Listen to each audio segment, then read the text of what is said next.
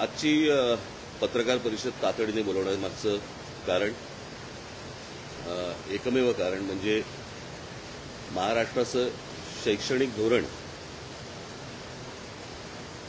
मी आधीच सांगून ठेवतो की मी या विषयाच्या पलीकडे दुसरा कोणताही विषय बोलणार नाहीये, कारण हा अत्यंत महत्त्वाचा विषय आहे आणि त्याच्या पलीकडे आता दुसरा कुठचाही विषय मला बोलायचा नाहीये.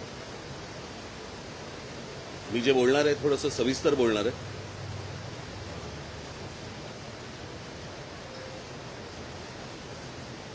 महाराष्ट्र सरकारने त्यांच्या शैक्षणिक धोरणामध्ये असा निर्णय घेतलेला आहे की पहिलीपासून हिंदी सक्तीची करण्याचा. मी माझी 2 पत्र आतापर्यंत पहिल्यांदा ज्यावेळेला हे अशा प्रकारची गोष्ट आली त्यावेळेला मी पहिलं माझं पत्र जे काढलं होतं एक उजळणी म्हणून मी परत एकदा ते पत्र जरा आपल्यासमोर मी वाचून दाखवतो. हे 17 तारखेचं पत्र आहे, 17/4. सस्नेह जय महाराष्ट्र. राज्य शालेय अभ्यासक्रम आराखडा 2024 नुसार महाराष्ट्रात पहिलीपासून हिंदी ही भाषा अनिवार्य करण्यात येणार असल्याचे मी वाचले. आज मी स्वच्छ शब्दात सांगतो की ही सक्ती महाराष्ट्र नवनिर्माण सेना खपवून घेणार नाही. केंद्र सरकारनं सध्या जे सर्वत्र हिंदीकरण करण्याचे प्रयत्न सुरू आहेत ते या राज्यात आम्ही यशस्वी होऊ देणार नाही. हिंदी ही काही राष्ट्रभाषा नाही, ती एका देशातील इतर भाषांसारखीच राज्यभाषा आहे. ती महाराष्ट्रात का म्हणून पहिलीपासून शिकायची.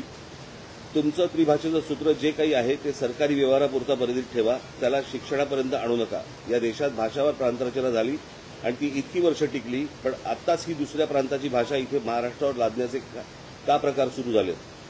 भाषावर प्रांतरचनेच्या तत्वालाच हरताळा फासला जात आहे. प्रत्येक भाषा ही सुंदर असते आणि तिच्या जडणघडण्याच्या मागे एक दीर्घ इतिहास असतो, परंपरा असते आणि ती ज्या राज्याची भाषा असते त्या राज्यात तिचा सन्मान राखलाच गेला पाहिजे.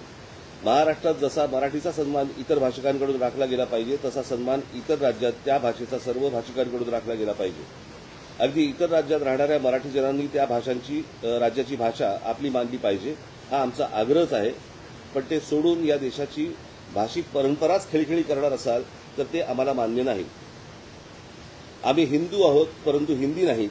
महाराष्ट्रावरती हिंदीकरणाचा मुलामा द्यायचा प्रयत्न करणार असाल तर महाराष्ट्र संघर्ष अटळ आहे.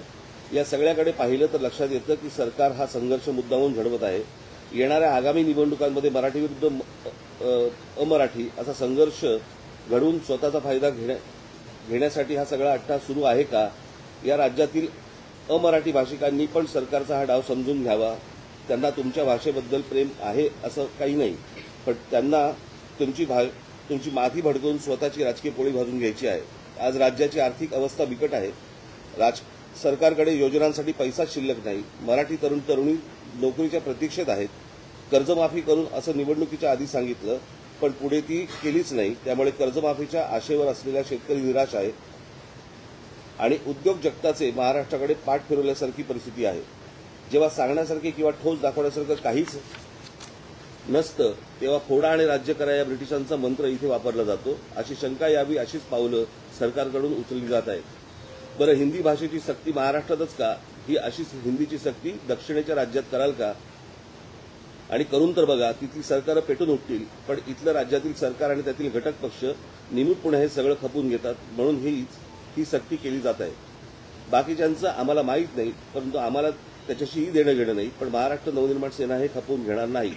पुन्हा आजच सांगतोय, महाराष्ट्रात जर पहिलीपासून हिंदी भाषा शिकण्याची सक्ती इथे कराल तर ते खपवून घेतलं जाणार नाही. शालेय अभ्यासक्रमाचं हिंदीची पुस्तकं दुकानामध्ये विकू दिली जाणार नाहीत आणि शाळांना देखील ती पुस्तकं विद्यार्थ्यांना वाटू दिली जाणार नाहीत. याची नोंद शाळा प्रशासनाने घ्यावी. प्रत्येक राज्यात फक्त त्यांच्या भाषेचाच मान राखला गेला पाहिजे. उद्या सर्व राज्यांमध्ये मराठी भाषा पहिलीपासून शिकवाल का. नाही ना. मग ही जबरदस्ती इथेच का. हा मुद्दा टाळू नये असं माझं सरकारला आव्हान आहे. पण या आव्हानाला आव्हान देणार असाल आणि हिंदी लादणार असाल तर मात्र संघर्ष अटळ आहे आणि ज्याला फक्त सरकारच जबाबदार राहील. त्यामुळे सरकारने लोकभावनेचा आदर करत हा निर्णय मागे तात्काळ घेण्याचे आदेश द्यावे. माझ्या महाराष्ट्रातील तमाम मराठी मातांना, भगिनींना आणि बांधवांना, तसेच माझ्या मराठी वर्तमानपत्रात आणि मराठी टेलिव्हिजन चॅनल्सवर काम करणाऱ्या सर्व बांधवांना आणि भगिनींना देखील विनंती करतो की यात कोणताही वादविवाद न करता याचा निषेध आणि विरोध करावा. आणि हो, महाराष्ट्रातील इतर राजकीय पक्षांना जर थोडं जरी मराठी भाषेबद्दल प्रेम असेल तर ते देखील त्याला विरोध करतील. आज भाषा सक्ती करत आहेत, उद्या इतर सक्तीचे फतवे काढले जातील. म्हातारी मेल्याचं दुःख नाही, पण काळ चुकावतो. हे माझं पहिलं पत्र होतं. दुसरं पत्र मी दादा भुसेंना दिलं होतं, कारण ज्यावेळेला स्थगिती दिली गेली त्यावेळेला मी दुसरं पत्र हे शिक्षण मंत्र्यांना दिलं होतं की गेले जवळपास 2 महिने महाराष्ट्रात पहिली इयत्तेपासून हिंदी भाषा शिकवणे यावर सरकारकडून प्रचंड गोंधळ घालणं सुरू आहे. सुरुवातीला पहिल्या इयत्तेपासून 3 भाषा विद्यार्थ्यांना शिकवणार आणि त्यात हिंदी भाषा ही तिसरी सक्तीची भाषा असेल असं घोषित केलं गेलं. ज्याच्या विरोधात महाराष्ट्र नवनिर्माण सेनेने आवाज उठवला आणि ज्याच्यामुळे जनभावना तयार झाली. ती जनभावना इतकी तीव्र होती की सरकारने तिसऱ्या भाषेसाठी हिंदी भाषेची सक्ती केली जाणार नाही असं घोषित केलं. मुळात हिंदी ही काही राष्ट्रभाषा नाही, देशातील इतर प्रांतातील भाषांसारखीच एक भाषा. ती शिकण्याची सक्ती का केली जात आहे? कुठल्या तरी दबावाखाली सरकार घरंगळत का जात होतं हे माहीत नाही, पण मुळात पहिल्या इयत्तेपासून 3 भाषा मुलांना का शिकायला लावायचा हा मुद्दा आहे. मग याबाबत आपण घोषणा केली की महाराष्ट्र राज्य शिक्षण मंडळाचा अभ्यासक्रम असलेल्या शाळांमध्ये इयत्ता पहिलीपासून 2च भाषा शिकवल्या जातील, पण या घोषणेचा लेखी अध्यादेश अजून का आला नाही? माझ्या महाराष्ट्र सैनिकांची माहिती आहे की आधीच्या 3 भाषा शिकवणे आणि त्यात हिंदीचा समावेश करणे या निर्णयाचा आधार घेऊन हिंदी भाषेच्या पुस्तक छपाईला केव्हा सुरुवात झाली आहे. आता पुस्तकं छापली आहेत, मग पुन्हा आपल्याच निर्णयावरती घुमजाव करायचं असं काही करण्याचा सरकारचा काही डाव तर नाही ना? असं काही नसेल असं मी गृहीत धरतो, पण असं काही झालं तर महाराष्ट्र नवनिर्माण सेना जे आंदोलन उभं करेल त्याला सरकार जबाबदार असेल. देशातील अनेक राज्यांनी इयत्ता पहिलीपासून 2च भाषा आणि हिंदीची सक्ती झुगारून दिली. याला कारण त्या राज्यांची भाषिक अस्मिता. कंसात मंत्री महोदय, आपण आपले सहकारी मंत्रिमंडळ हे देखील जन्माने मराठी आहात. आपण इतर राज्यातील हिंदीला विरोध करणाऱ्या शासनकर्त्यांसारखे कधी वागणार आणि आपल्या भाषेची अस्मिता कधी आणि कशी जोपासणार? त्या इतर राज्यांसारखी तीव्र अस्मिता सरकार पण दाखवेल अशी अपेक्षा. त्यामुळे शिक्षण विभागाने इयत्ता पहिलीपासून 2च भाषा शिकवल्या जातील, मराठी आणि इंग्रजी, याचा निर्णय लेखी आदेश लवकरात लवकर जारी करावा ही विनंती मंत्री शालेय हे त्यांच्याकडनं स्टॅम्प पोहोचल्याचं पण याच्यामध्ये पत्र आहे. आता माझं तिसरं पत्र जे आज जाणार ते आहे महाराष्ट्रातील तमाम शाळांच्या मुख्याध्यापकांना. सस्नेह जय महाराष्ट्र. एप्रिल महिन्यापासून महाराष्ट्रात शिक्षण विभागात हे मी तुम्हाला पहिले या पत्राबद्दल सांगतो. हे पत्र माझं तयार होऊन 5 दिवसापूर्वी तयार होतं. माझं मुख्यमंत्र्यांशी माझं बोलणं सुरू होतं. त्याच्यावरती मुख्यमंत्र्यांनी हा आदेश आम्ही मागे घेत आहोत म्हणून मला सांगितलं होतं. त्याप्रमाणे हे पत्र त्यातले काही जर समजा काही बारकावे असतील ते आपण समजून घ्यावेत. हे 5 दिवसापूर्वीचं पत्र आहे जे आज जाणार आहे.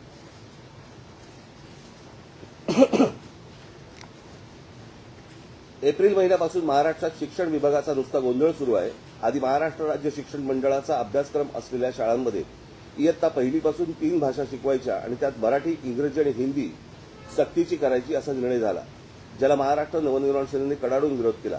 पुढे त्यावर जनमत तयार झालं. पुढे जनमताचा रेटा बघून सरकारने हळूच पळवाट काढली आणि सांगितलं की हिंदीची सक्ती नसेल, पण कोणाला हिंदी शिकायची असेल तर तो अभ्यासक्रमात उपलब्ध करून दिला जाईल. आम्ही ज्यावेळेला किंवा तुम्ही पण ज्यावेळेला आपण इथे शिक्षण घेतलं बरोबर आहे महाराष्ट्रामध्ये, त्याच्यानंतर 6वी नंतर हिंदी ही ऐच्छिक भाषा होती. ही काही कंपल्सरी भाषा कधीच नव्हती, हिंदी किंवा संस्कृत. तुम्हाला सगळ्यांनाच माहिती असेल. हिंदी भाषेच्या सक्तीचा प्रश्नच येत नाही, कारण हिंदी ही काही राष्ट्रभाषा नाही. ती उत्तरेतल्या काही प्रांतांमध्ये बोलली जाणारी भाषा आहे. म्हणजे एका अर्थाने ती असलीच तर राज्यभाषा आहे.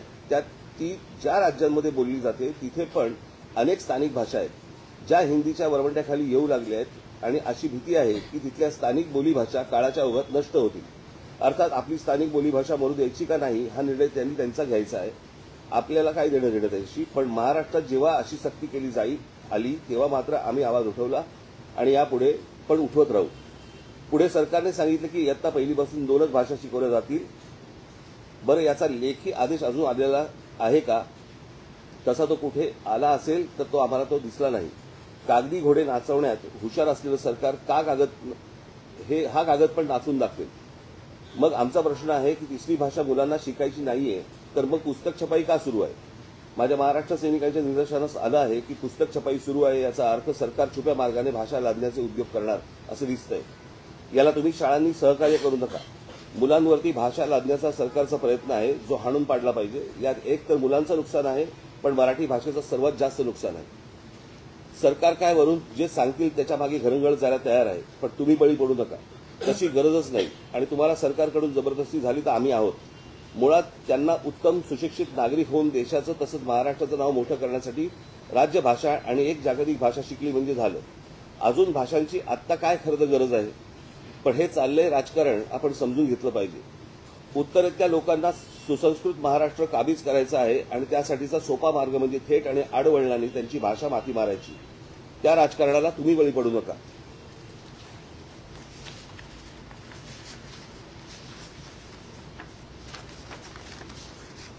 उद्या ती मुलं मोठी झाल्यावरती त्यांच्या गरजेनुसार त्यांना हवी ती भाषा ते शिकू शकतात.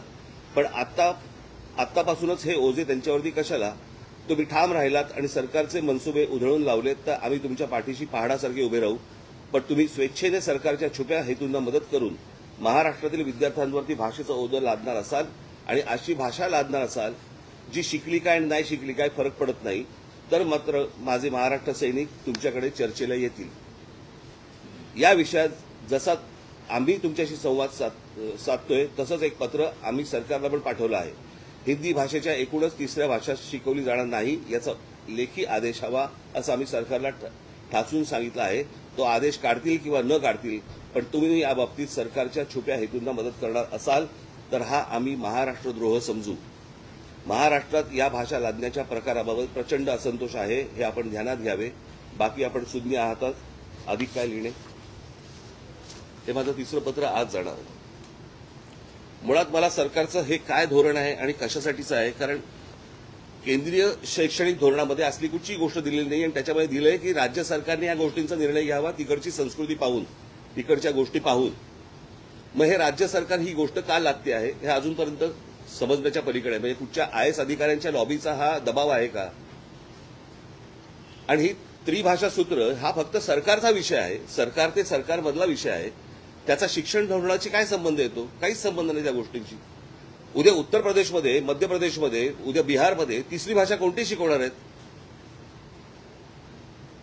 मग या बाकीच्या राज्यांमध्ये हे काय होतंय? त्यातली अजून एक सगळ्यात महत्वाची गोष्ट म्हणजे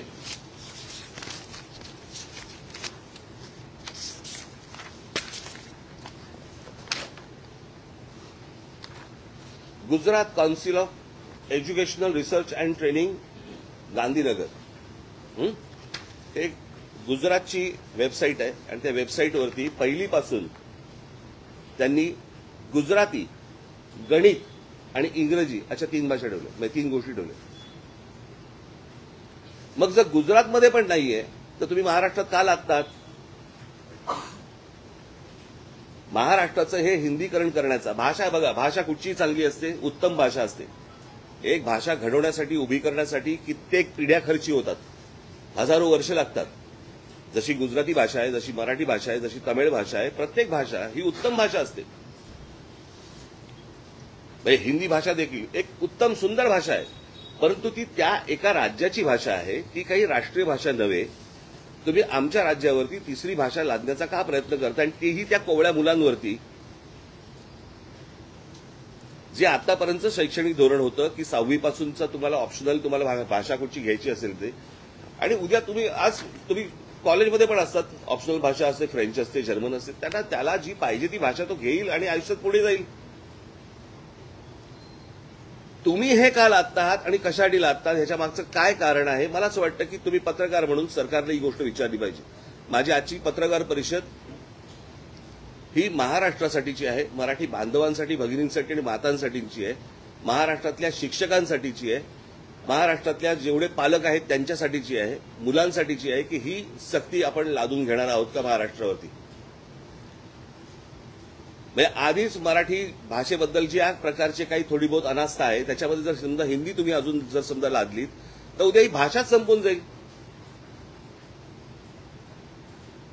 आणि हे कोणतं धोरण आहे मला कळलं नाही सरकारचं. जर समजा स्वातंत्र्याच्या वेळेला अगोदर जर समजा मिळाल्यानंतर भाषावर प्रांतरचना झाली आहे, प्रत्येक राज्याची प्रत्येकाची एक भाषा म्हणून जर समजा एक पकडलेली आहे, तर तिथे ह्या भाषा लादण्याचा का प्रयत्न करतात? ह्याच्यामध्ये काय राजकारण आहे? की अजून काहीतरी नवीन विषय भरकटवण्यासाठी म्हणून हे परत तुम्ही आणताय का? मला असं वाटतं की पत्रकार म्हणून तुम्ही हे सरकारला विचारणं गरजेचं आहे. माझी महाराष्ट्रातल्या सगळ्या संपादकांना, पत्रकारांना, माझी लेखकांना, साहित्यिकांना माझी विनंती आहे की तुम्ही कठोर शब्दामध्ये याच्यावरती बोललं पाहिजे.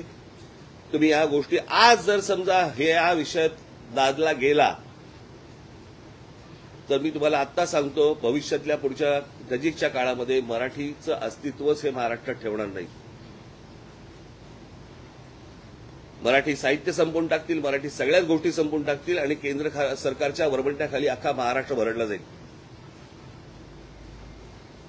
आणि म्हणून माझी महाराष्ट्रातल्या सर्व तमाम नागरिकांना माझी विनंती आहे की याला तुम्ही जेवढा विरोध करता येईल तेवढा केला पाहिजे. प्रत्येक शाळांनी या गोष्टींना विरोध केला पाहिजे आणि शाळा ह्या हिंदी कशा शिकवतात हेच आम्ही बघू.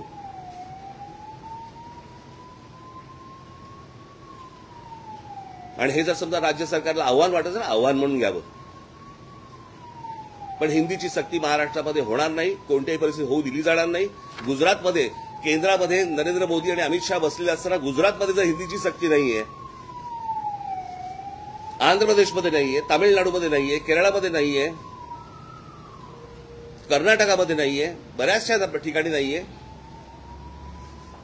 मग हे धोरण महाराष्ट्रावरती का लादलं जाते, कशासाठी लादलं जाते? मला असं वाटतं तुम्ही पत्रकार आहातच, परंतु या महाराष्ट्राचे नागरिक म्हणून मला असं वाटतं जबाबदारी तुमची देखील आहे आणि याला तुम्ही पूर्णपणे विरोध करणं गरजेचं आहे, आवश्यक आहे. एवढंच सांगण्यासाठीची आजची पत्रकार परिषद होती. पत्रकार परिषद घेतली आणि त्या पत्रकार परिषदेमध्ये ते म्हणतायत की हिंदी ही सक्तीची नाहीये, तो पर्यायी. कसला पर्याय? नकोच आहे ना. कसला पर्याय? जो 6वी पासून आहे ना, मग तो पहिलीपासून का आणताय तुम्ही? मुळात महाराष्ट्रामध्ये शिक्षक कमी, महाराष्ट्रामध्ये शिक्षकांना पगार नाही.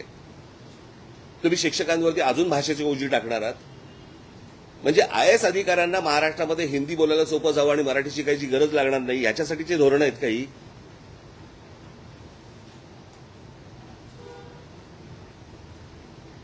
महाराष्ट्रातलं सरकार मराठी असेल तर मला असं वाटतं त्यांनी या गोष्टींचा विचार करणं गरजेचं आहे आणि तात्काळ ही गोष्ट सक्तीची मागे घेणं गरजेचं आहे. आज आमचं पत्र जाणार आहे पहिल्यांदा सर्व शाळांमध्ये आणि कोणत्या शाळा हिंदी शिकवतात तेच मला बघायचं. त्याच्यातही काही नाहीये, त्याच्यात नाहीये. खोटं बोलतायत. कारण केंद्र सरकारने ह्याच्यामध्ये सांगितलं, राज्य सरकारने या गोष्टींचा तिथल्या स्थानिक गोष्टींवरचा विचार करून निर्णय घ्यावा. त्याच्यामुळे हा केंद्राचा विषय येत नाही. हे काय चालू आहे मला काही राजकारण मला माहिती नाहीये.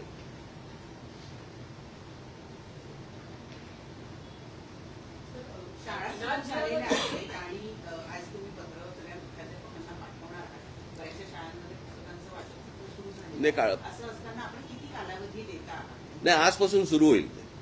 तुम्ही काउंटडाऊनला जाऊ नका. मला असं वाटतं मी सांगितलेल्या गोष्टींवरती विचार करा.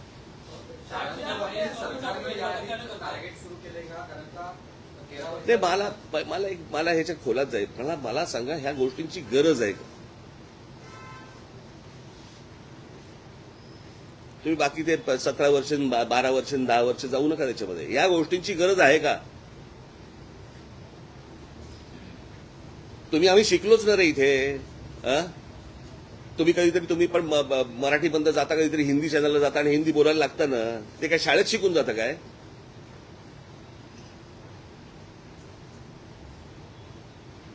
तुमची गरज असेल त्यावेळेला तुम्ही ती भाषा शिकाल. परंतु भाषा लादायची याला काय अर्थ आहे? बरं, कोणती भाषा जी राष्ट्रीय भाषा नाही, जी एका राज्याची भाषा आहे? मग माझे हेच प्रश्न आहेत ना. प्रश्न असा आहे की या सगळ्या ह्याच्यामध्ये मध्य प्रदेशमध्ये, उत्तर प्रदेशमध्ये, बिहारमध्ये तिसरी भाषा कोणती शिकवणार आहेत? मराठी.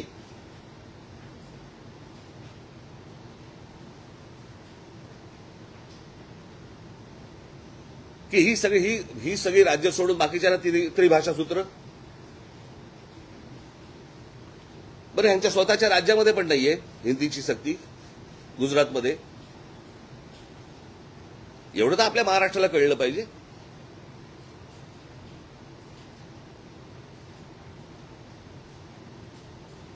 मला असं वाटतं की आज महाराष्ट्रामधल्या प्रत्येक राजकीय पक्षांनी या गोष्टींचा विचार करणं गरजेचं आहे. तुमचं अस्तित्व मिटवून टाकतील. तुम्ही मराठी आहात म्हणजे कोण आहात? तर मराठी भाषा बोलणारे आहात म्हणून ना. ती भाषा जर समजा मेली तर काय होणार आहे?